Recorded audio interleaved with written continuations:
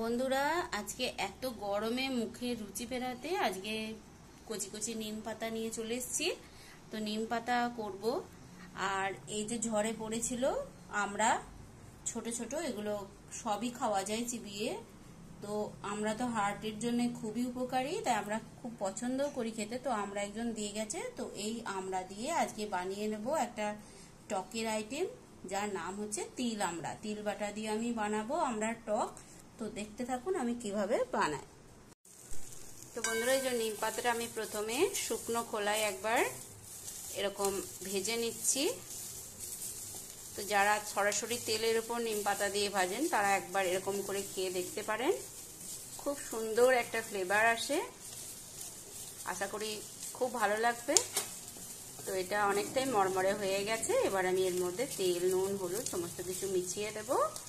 আর ভাতের মধ্যে যে আলু সিদ্ধ করে রেখেছি সেটাকে আমি হাতে করে ম্যাশ করে একটুখানি আধ ভাঙা করে এর মধ্যে মিশিয়ে দিচ্ছি। তো দেখতে থাকুন বন্ধুরা। তেল আমি দিয়ে ফেলেছি, তখন ভিডিওটা করা হয়নি। আর একটু আমি তেল অল্প করে ছড়িয়ে দিলাম। এবার দিয়ে দিচ্ছি পরিমাণ মতো নুন আর হলুদ।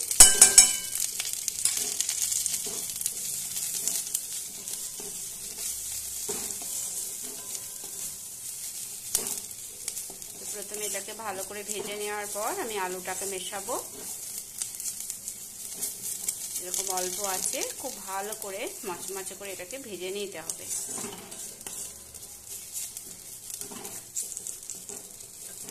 তো বন্ধুরা, এই যে আলুগুলো আমি নিয়ে নিয়েছি। এবার আমি হাতের সাহায্যে এইভাবে এগুলোকে ম্যাশ করে দিচ্ছি।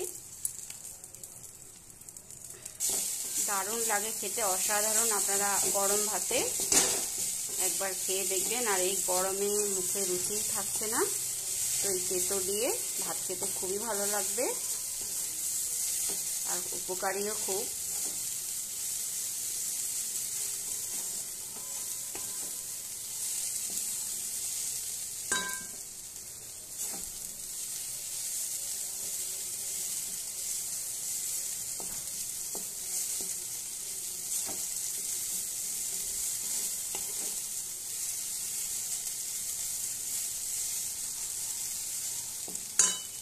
তো বন্ধুরা, আবারও দিয়ে দেব একটু নুন আর হলুদ, যেহেতু আমি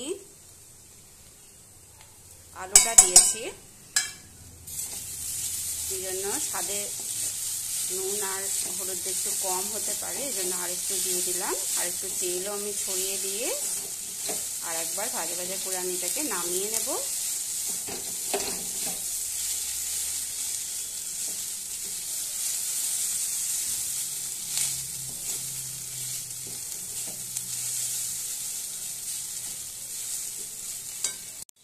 তো বন্ধুরা, আর একটু তেল দিয়ে দিচ্ছি।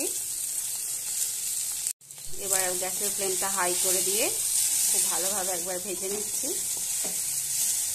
তো হয়েই গেছে, আর বেশি ভাজার দরকার নেই।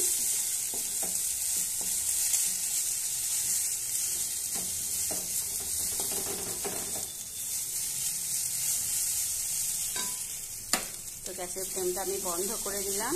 তো কেমন লাগলো অবশ্যই কমেন্ট করে জানাবেন, পাশে থাকার অনুরোধ রইল। তো বন্ধুরা, এবার আমি বানিয়ে নেব তিল আমড়া।